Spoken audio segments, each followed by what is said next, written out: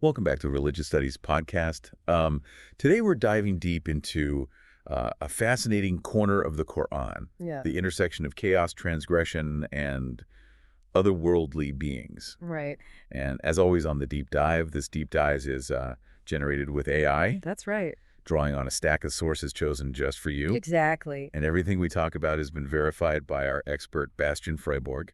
Yeah. So when we talk about chaos and religion, Yeah. we're not just talking about things being messy. Yeah, not at all. It's more about these disruptive forces lurking beneath the surface of order. These disruptive forces. Yeah, exactly. It's about the potential for things to go very wrong, even within a divinely ordered universe. Right. And the Qur'an, while establishing this divine order, definitely has stories that hint at this underlying chaos. And that brings us to one of the most intriguing figures in the Qur'an. Yes. Iblis. Yes, Iblis. He embodies this tension between order and chaos perfectly. For our listeners who might not be as familiar with Iblis, can you tell us who he is and why he's such a pivotal figure?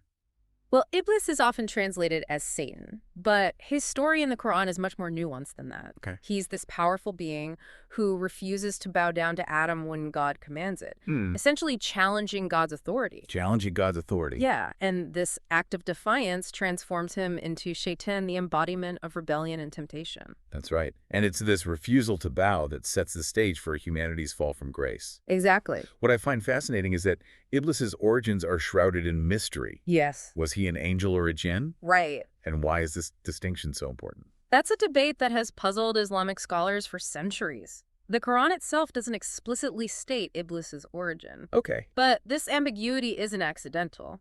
It forces us to confront the complex nature of good and evil, obedience and free will. So how does this ambiguity about Iblis's nature play into those larger themes? Well, angels in Islamic cosmology are typically seen as beings of pure light, completely subservient to God's will. They have no capacity for disobedience. Right.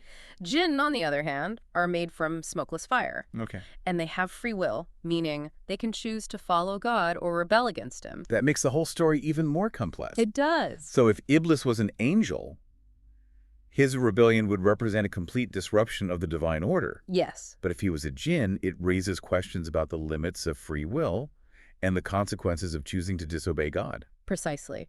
And the fact that the Quran leaves this question open invites us to ponder these complexities. Yeah. It's not about providing simple answers, but rather prompting deeper reflection. It's almost like the text itself embodies this tension between order and chaos. I think that's a brilliant observation. The ambiguity surrounding Iblis's origins mirrors this broader theme of chaos lurking beneath the surface of even divine order. Okay, so we've got this rebellious figure, Iblis, possibly a jinn, who defies God. Yes. But his story doesn't end there, does it? No, it doesn't. There's a whole other layer of myth and storytelling surrounding him, right? Absolutely. Islamic tradition is filled with these epic narratives about Iblis. Some describe a cosmic battle between angels and jinn, where Iblis plays a pivotal role leading an army of jinn against the forces of heaven. Wow. It's almost like a war between order and chaos on a cosmic scale. That imagery of a cosmic war is so powerful. It is. It reminds me of similar narratives in other religious traditions, like the fallen angels in the Bible. Right. It seems like this idea of a primordial struggle between good and evil is a universal theme. It really is. And these stories often serve as powerful metaphors for the internal struggles we all face, the battle between our higher and lower selves. It's fascinating how these ancient narratives can still resonate with us today. And speaking of fascinating narratives, there's another story in the Quran that ties into this theme of transgression and the other in a really intriguing way. Okay. Have you ever heard about the Jewish fishermen who were transformed into monkeys? Wait, transformed into monkeys. Now that's a story I need to hear more about. It's a captivating narrative, and it reveals some deep anxieties about the boundaries between humanity and animality, Okay. the sacred and the profane. Right. On the surface, it seems like a straightforward punishment narrative. Yeah. But beneath that lies a much deeper exploration of what it means to be human and the consequences of straying from the path of righteousness. So it's more than just a story about following the rules. It is. There's a deeper symbolic meaning at play. Exactly. This transformation into monkeys can be seen as a symbolic degradation, a fall from grace that highlights the dangers of forgetting God's covenant and succumbing to temptation. It's a stark warning about the potential consequences of transgression. That makes sense. And it reminds me of how apes have been viewed in other cultures throughout history. Yes, that's an important connection. Throughout history, apes with their near-human qualities Right. have both fascinated and unsettled people. They've often been seen as representations of the other, embodying trickery, hypocrisy, even demonic forces. That's a pretty negative image. Are there any particular scholars who've explored this symbolism in depth? Scholars like Michael Gilson and Ari Rubin and Lise Lichtenstatter have done some fascinating work on this. Okay. They've examined how the ape's liminal position between human and animal has led to its association with the uncanny, the chaotic, and even the demonic. This is all so interesting. But it's also a bit unsettling to think about how this imagery of apes as representing negative qualities has been used throughout history. It is unsettling, and unfortunately this ancient Quranic narrative about the transformation into monkeys has a very real and tragic connection to a modern event, the 2004 Beslan school massacre. Oh, wow. That's a horrific event. I remember it, but I don't recall any connection to monkeys. The Chechen terrorist Shamil Basayev, who orchestrated the attack, invoked this Quranic story in a chilling way. Oh, He referred to his victims, most of whom were children, as descendants of apes. wow. It was a twisted interpretation of the Quran aimed at dehumanizing his victims and justifying their slaughter. That's horrifying. To use a religious narrative to justify such violence. It's a chilling example of what we might call mythical theology. Mythical theology. Yeah, the misappropriation of religious narratives to justify violence and demonize those deemed other. Yeah. It's a stark reminder of the danger of interpreting these ancient stories literally without understanding their deeper meaning and context. So it's not just about exploring these fascinating myths and stories, it's about understanding how they can be manipulated and misused and how crucial it is to engage with them critically. Exactly. We can't just get lost in the stories themselves. Right. We have to consider their real-world implications and how they continue to shape our world today. That's such a powerful point, and it makes me wonder if these religious narratives can be used to dehumanize, can they also be reclaimed as tools for empathy and understanding? That's a profound question, and it's one that we'll delve into further as we continue our deep dive. It really is a profound question, and I think to begin to answer it, we need to look at the complex history of how these narratives have been interpreted over time. Right.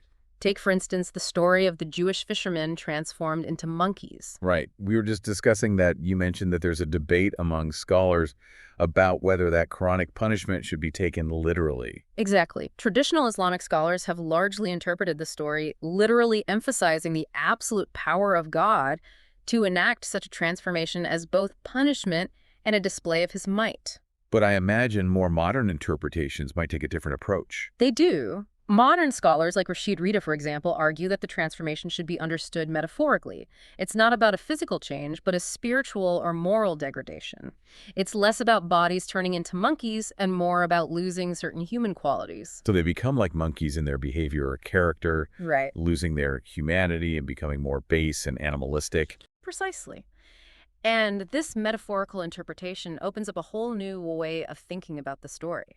It shifts the focus away from the literal act of transformation and onto the underlying message about the consequences of straying from the path of righteousness. Which I suppose could apply to anyone, not just a specific group of people. Exactly. It becomes a cautionary tale about the dangers of forgetting God's covenant relevant across time and cultures. Yes.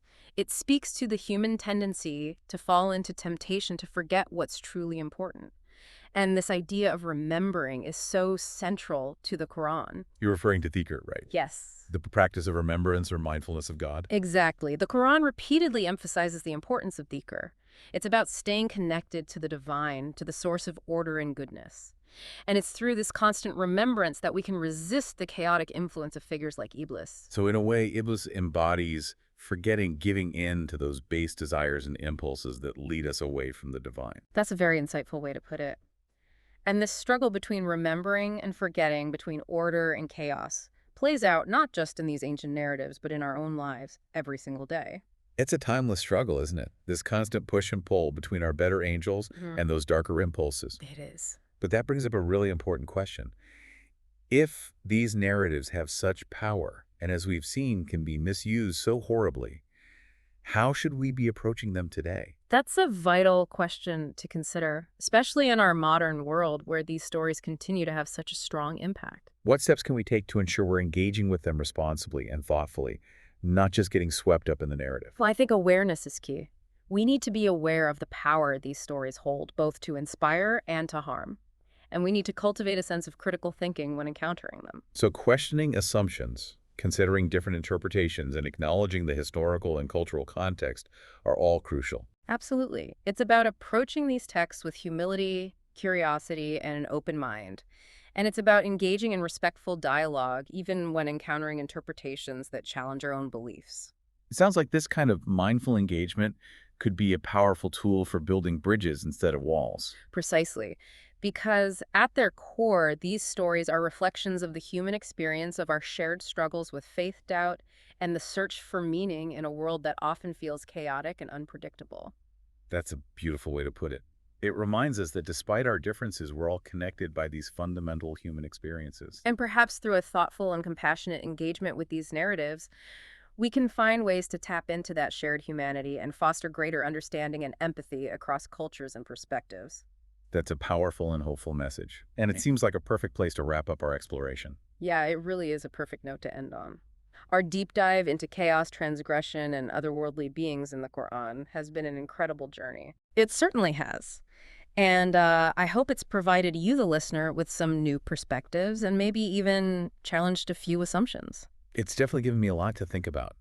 One thing that really stands out is how these stories, while ancient, are still so relevant to our lives today. They are, and it's crucial to remember that their relevance isn't just about the narratives themselves, Right. but also about the ways they've been interpreted and used throughout history, both the positive and sadly the negative. Yeah, that tension between the potential for good and the potential for harm, it seems like that's woven into the very fabric of these narratives. It is, and ultimately how we choose to engage with these stories, how we interpret them and apply their lessons to our lives, will determine whether they become sources of division or tools for building bridges. So it's not about shying away from these complex narratives or trying to simplify them.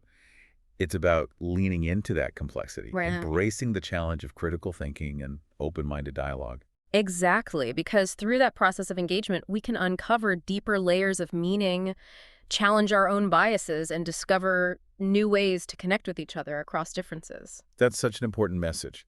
And I think it's the perfect takeaway for our listeners today. Indeed. As we conclude our deep dive, I'd like to leave you with a final thought to ponder. If these ancient stories can be used to dehumanize and justify violence, can they also be reclaimed as tools for healing, for reconciliation, and for affirming our shared humanity? What a powerful question. And with that, we'll wrap up this episode of the Religious Studies Podcast. Thank you for joining us on this deep dive. Until next time, keep exploring, keep questioning, and keep learning.